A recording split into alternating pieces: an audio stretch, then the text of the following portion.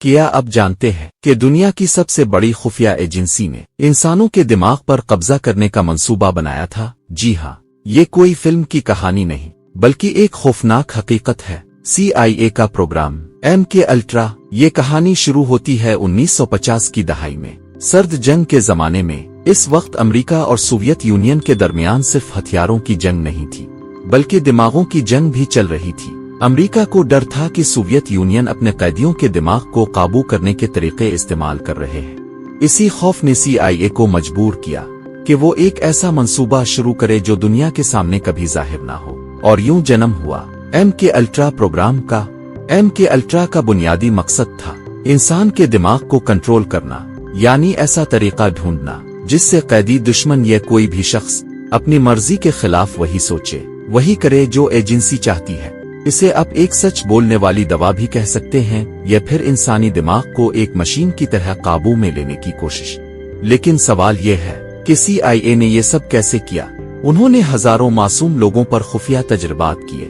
اکثر کو یہ بھی معلوم نہیں ہوتا تھا کہ ان پر کیا ہو رہا ہے۔ لوگوں کو نشہ آور ادویات دی جاتی بغیر ان کی اجازت کے، ان کا دماغ کنٹرول سے باہر ہو جاتا، اور ایجنسی یہ دیکھتی کہ وہ کیا کچھ بول دیتے ہیں۔ مریضوں اور قیدیوں کو بجلی کے جھٹکے دیے جاتے تاکہ ان کی یادداشت اور سوچ ختم ہو جائے۔ لوگوں کو کئی دن تک اندھیرے کمروں میں قید رکھا جاتا، نہ روشنی، نہ آواز، نہ رابطہ۔ ان کا دماغ آہستہ آہستہ ٹوٹ جاتا۔ لوگوں کو ہپناٹائز کیا جاتا تاکہ ان کے دماغ میں نئے خیالات ڈالے جا سکیں۔ کئی افراد کو تشدد کا نشانہ بنایا گیا، ان پر ذہنی دباؤ ڈالا گیا، یہاں تک کہ کچھ جان سے ہاتھ دھو بیٹھے۔ MK الٹرا کی تاریخ میں سب سے مشہور واقعہ ڈاکٹر فرینک اولسن کا ہے۔ وہ CIA کے ہی سائنسدان تھے جنہیں زبردستی LSD دی گئی۔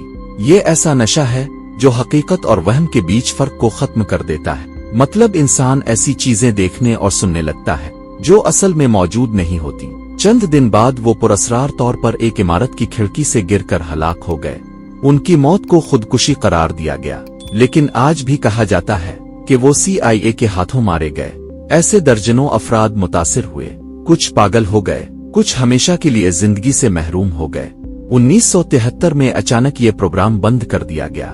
CIA نے زیادہ تر دستاویزات جلا ڈالے تاکہ دنیا کو کبھی حقیقت معلوم نہ ہو، لیکن تقدیر کو کچھ اور منظور تھا۔ 1975 میں امریکی کانگریس کی کمیٹی نے تحقیق کی اور دنیا کو معلوم ہوا کہ امریکہ اپنی ہی عوام پر کیا کرتا رہا ہے۔ MK الٹرا کے راز کھولنے کے بعد دنیا حیران رہ گئی کہ اگر ایک ممالک اتنی خطرناک حرکتیں کر سکتا ہے تو دنیا میں اور کہاں کہاں ایسے پروگرام خفیہ طور پر چل رہے ہوں گے۔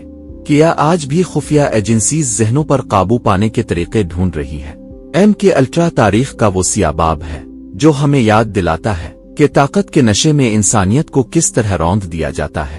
یہ کہانی ہمیں خبردار کرتی ہے کہ سچائی کو چھپایا نہیں جا سکتا۔